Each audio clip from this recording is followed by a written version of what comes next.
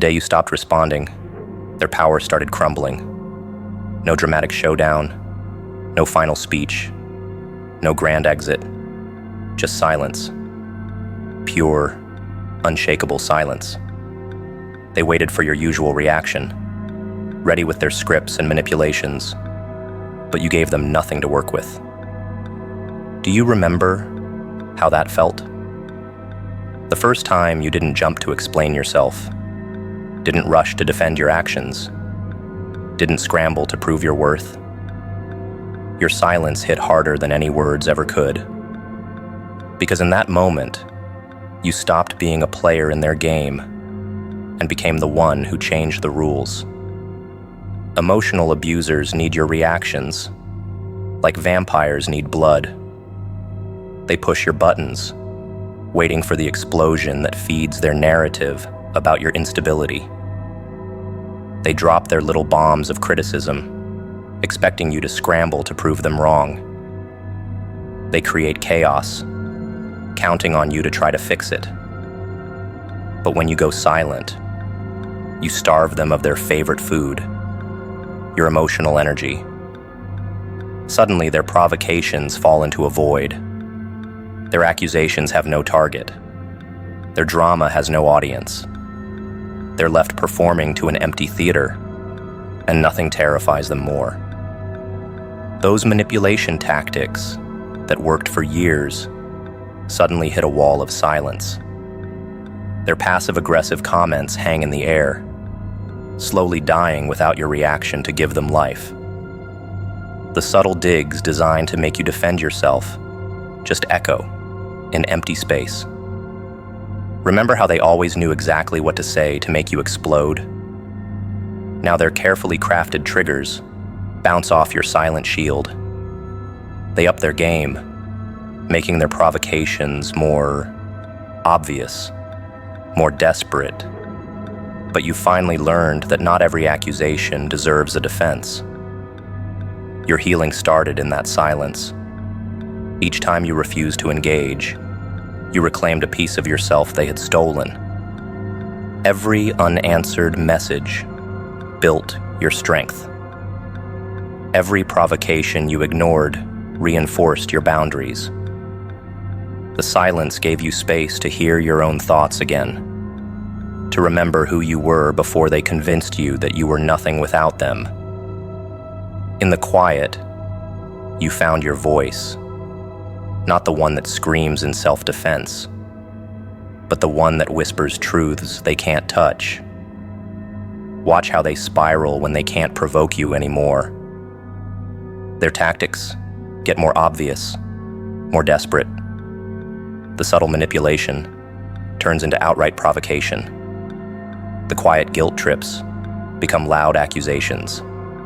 They show their true colors when your silence forces them to drop their mask. Every unanswered message reveals more of their real nature. They can't maintain their image of control when you remove their power to affect you. Your silence forces them to face their greatest fear, their own insignificance. They'll try everything to break your silence. Love bombing comes first. Sweet messages, fake apologies, promises to change. When that fails, they switch to threats, guilt trips, and dire warnings about what your silence means about you. Then come the flying monkeys, mutual friends and family members recruited to check on you and tell you how worried everyone is. But each attempt just proves why your silence is necessary. Every manipulation tactic they deploy justifies your decision to stop playing their game. Freedom tastes different in silence. Without their voices in your head, you start to remember your own dreams, your own desires, your own worth. The constant noise of their criticism fades, replaced by the sound of your own thoughts. You realize how much energy you wasted trying to prove yourself to someone who was invested in never believing you. In the silence, you find the space to grow beyond the boxes they tried to trap you in. Your world expands as their influence shrinks. The most powerful moment comes when you realize their opinion of you has lost its sting. Remember when their words could shatter your day, when their disapproval felt like a death sentence. In the silence, you discover that their judgments only had the power you gave them. Your silence isn't just about ignoring them, it's about choosing yourself. It's about recognizing that their version of you was never real, just a distorted picture they created to keep you under control. Their stories about you start to sound hollow, without your reactions to give them substance. They can't play the victim when you won't play the villain. They can't maintain their narratives about your problems when you're not there to act them out. Your silence forces them to find a new scapegoat, a new target for their projections. And as they move on to their next victim, your silence stands as a warning sign to others, a quiet testament to the power of refusing to engage with abuse. Those who truly love you understand your silence. They recognize it not as punishment, but as protection, not as cruelty, but as survival. Real love doesn't demand that you set yourself on fire to keep others warm. Trust shouldn't require a search warrant.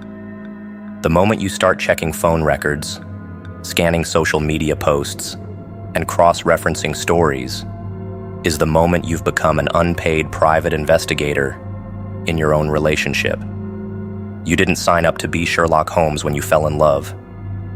Yet here you are, collecting evidence, documenting lies, trying to prove what your gut already knows. Each investigation drains more energy than the last, turning what should be love into an endless crime scene. Your camera roll fills with screenshots instead of memories. Text messages become evidence rather than connection. You find yourself taking notes after conversations, documenting inconsistencies, like you're preparing for court. Every explanation they give requires fact-checking. Every story needs verification. You've become fluent in a language you never wanted to learn, the dialect of deception, where every word might hide another lie. Sleep becomes a luxury when your mind works overtime, piecing together clues. Their stories don't add up, but they call you paranoid for noticing. The math of their excuses never equals truth, but they label you controlling for questioning. You memorize dates, locations, and details, not because you want to, but because you need to know what's real. Your brain fills with useless information, their friends' schedules, their co-workers' names, their favorite excuses, all to catch the next contradiction. Your phone becomes an archive of broken promises. Hidden in folders titled "Just in Case" lie the breadcrumbs of betrayal, location stamps that don't match stories, time stamps that reveal deleted messages, photos that contradict alibis. You become an expert at digital forensics, a skill you never wanted, but needed to survive. The truth hides in deleted comments and edited posts, while they tell you that love means never having to explain. Friday nights turn into stakeouts in your own life. You check locations, verify alibis, cross-reference stories with mutual friends. The exhaustion hits deeper than physical tiredness. It's soul-deep fatigue from constantly doubting your own reality. Meanwhile, they sleep peacefully, unburdened by the weight of their lies, while you stay awake, connecting dots they thought you'd never find. Their promises start sounding like crime scenes, waiting to happen. Every "I'll be there" becomes a mystery to solve. Every "I'm with" needs witnesses to confirm. You've learned their patterns of deception so well, you could teach a class on spotting lies. But expertise in betrayal isn't something to celebrate. It's a sign that trust flatlined while you were busy monitoring its vital signs. The evidence folder on your phone grows heavier than your heart. Photos of them where they claimed not to be. Screenshots of conversations they denied having. Proof of lies they swore were truths. You've built a digital museum of betrayal, curating exhibits of broken trust, while they claim you're the one with problems. The irony would be funny if it wasn't so painful. You're labeled unstable for finding solid proof of their instability. Looking back, you realize how backwards it all was. Real love doesn't need surveillance. Healthy relationships don't require background checks. You shouldn't have to earn trust through investigation. It should be the foundation, not the goal. All that energy spent detecting could have been spent growing, building, or simply living. Instead, you became the CSI of your own heart, processing emotional crime scenes that never should have happened. The day you delete that evidence folder feels like setting down a weight you never should have carried. Those screenshots, those saved messages, those documented lies, they're not proof of your paranoia, but evidence of why you needed to walk away. In healthy love, your phone should be full of memories, not ammunition. Your Notes app should hold grocery lists and dreams, not timestamps of lies caught and excuses debunked. That final delete button does more than clear storage space. It marks the end of your career as an emotional detective. Because when trust turns into investigation, silence becomes your resignation letter. Your healing starts the moment you realize that real love doesn't need surveillance, and your peace matters more than proving their lies. Wanting isn't the same as valuing. They might text you at 2 a.m., but they won't stand by you at 2 p.m. when you need support. Their desire shows up in late-night messages and empty promises, but disappears when you need real commitment. They want your attention, your energy, your body, but they don't value your dreams, your boundaries, or your heart. Pay attention to this difference. It'll save you years of pain. Their eyes light up when they see you, but they close those same eyes to your pain. You're their favorite person when they need something: attention, validation, a shoulder to cry on. But try asking for support in return. Watch how quickly they become busy, how their messages slow to a trickle, how their excuses pile up like autumn leaves. Desire is selfish. It takes and takes, but never gives back. People who desire you will chase you when you're out of reach. They send flowers after making you cry, buy gifts to make up for broken promises, show up with grand gestures after disappearing for weeks. But people who value you don't need to chase. They're already there, consistently showing up in small ways that matter. They remember the little things. They consider your feelings before acting. They make space for your growth. Check your phone. Count how many times they've messaged, "I miss you," versus how many times they've asked about your goals. Look for patterns. Do they reach out most when they're lonely, when they need an ego boost, when their other options fall through? Desire is about what you can do for them right now. Value is about who you are and who you're becoming. They'll tell you you're beautiful, but ignore your intelligence. They'll praise your body, but dismiss your opinions. They'll want your presence, but not your voice.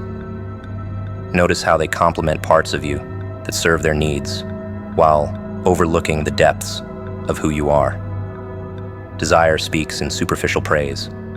Value listens to understand your soul. Watch what happens when you set boundaries. Desire turns to anger when denied. Value respects your limits and supports your choices. They might say they want you in their life, but the moment you ask for respect, for consistency, for basic decency, that's when you'll see if they value you. Desire throws tantrums when it doesn't get its way. Value understands that your well-being matters.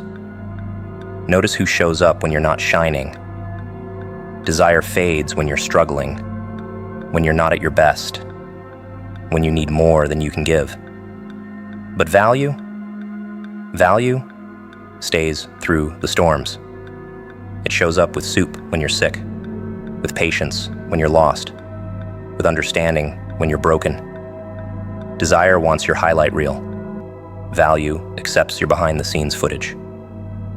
Think about their investment in your growth. Do they encourage your dreams or just your availability to them? Do they celebrate your achievements or feel threatened by them?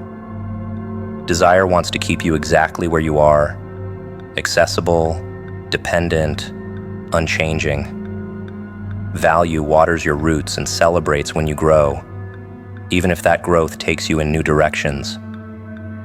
Look at how they handle your pain. Desire gets uncomfortable when you're hurting, changes the subject when you cry, makes your struggles about them. But value sits with you in the dark moments. It holds space for your healing. It doesn't demand that you smile through your pain just to make them comfortable.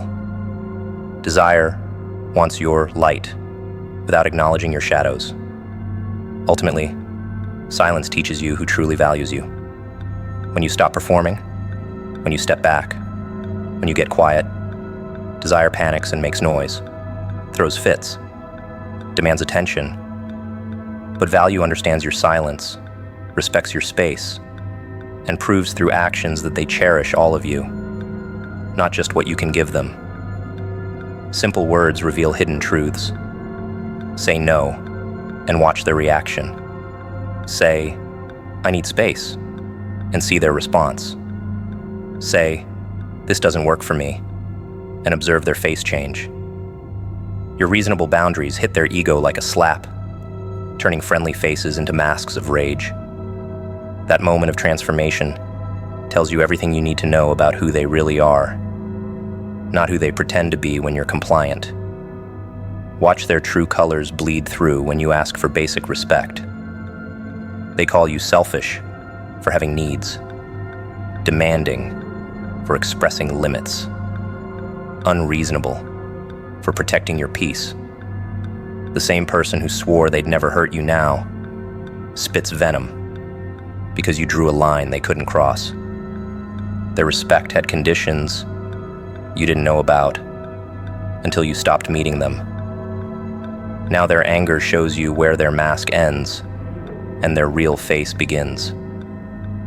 Suddenly your boundaries become personal attacks in their mind.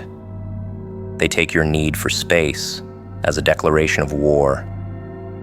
Your self-respect becomes an insult to their authority. They twist your words, turning I need into you're not good enough. Your simple act of self-preservation becomes their excuse for punishment. They can't stand that you've discovered your worth, so they try to make you doubt it all over again. Listen to how quickly their tone changes when you hold your ground. Sweet words turn sour. Loving requests become demands. Gentle suggestions transform into threats. They show you two faces, one when you bend, another when you stand firm. Every boundary you set becomes a personal betrayal in their eyes. They claim to love your strength until that strength said no to them. Their reactions tell stories their words never would. A slammed door when you say, not today. A cold shoulder when you choose yourself. Silent treatment when you maintain your limits. They punish you for daring to exist as a whole person with needs and limits. Each angry response, each hostile reaction, each childish tantrum is a red flag you can no longer ignore. Your boundaries become a lie detector test. They fail spectacularly. Claims of, "I respect you," shatter against the wall of their actions. Promises of, "I care about you," crumble when faced with your limits. They say they want you to be honest, but they only want the kind of honesty that serves them. The moment your truth inconveniences them, their support turns to sabotage. See how they gather allies against your boundaries. They tell stories that paint you as difficult, unreasonable, crazy for having limits. Your no becomes gossip material. Your boundaries become group discussion topics. They need others to agree that you're the problem, because facing their own toxic behavior is too painful. So they build armies to fight against your right to have limits. Each hostile reaction adds another brick to your wall of clarity. Their anger confirms your instincts. Their hostility validates your need for boundaries. Every time they lash out at your limits, they prove exactly why you needed those limits in the first place. Your boundaries aren't causing their behavior. They're revealing what was always there, hiding behind fake respect. Time reveals truth through their patterns. Today's angry outburst over a small boundary becomes next week's rage over a bigger one. Their hostility grows like a weed, spreading from one limit to another. What started as subtle manipulation evolves into open aggression. They show you that their love was always conditional on your obedience, their respect limited to your compliance.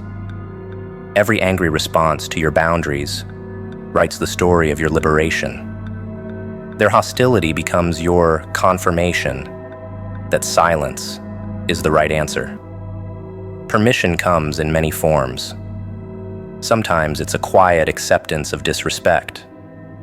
Other times it's laughing off cruel jokes. Maybe it's forgiving without apologies or accepting excuses that sound like lies. Each time you swallow your objections, you tell them their behavior is okay. Small allowances grow into bigger violations. Today's minor breach becomes tomorrow's normal. Your tolerance becomes their invitation to push further. They test your limits with small things first. A canceled plan here, a broken promise there, a little lie that doesn't seem worth fighting over.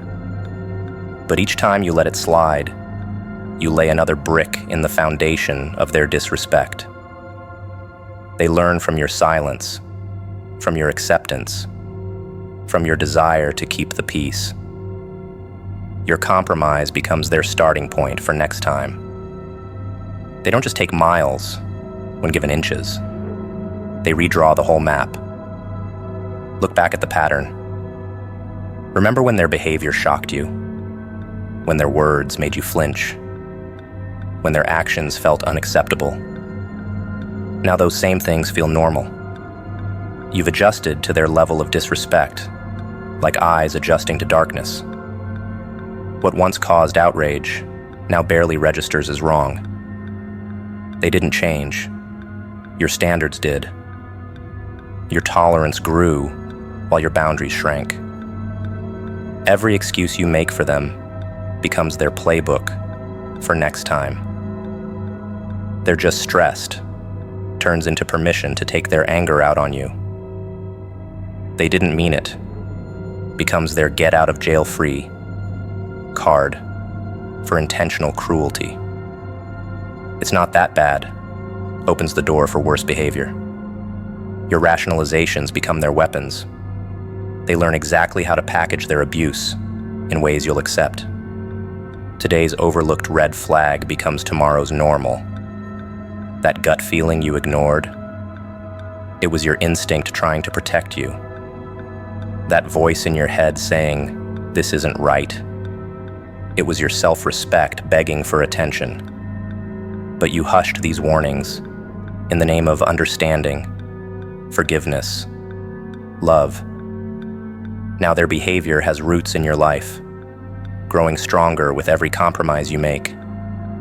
Healing starts with honest reflection. What did you allow because you thought you had to? What did you accept because fighting seemed harder? What standards did you lower because raising them felt impossible? Your past allowances don't have to be your future permissions. You can raise the bar anytime, but first you must face how low you let it drop. The hardest truth hits last. Your silence can either permit abuse or end it. Every time you stay quiet out of fear, you sign another contract with disrespect. But when your silence comes from strength, when it means no more allowances, no more exceptions, no more compromises, that's when everything changes. Because the cycle of abuse doesn't just break when you speak up. It breaks when you stop allowing it to continue.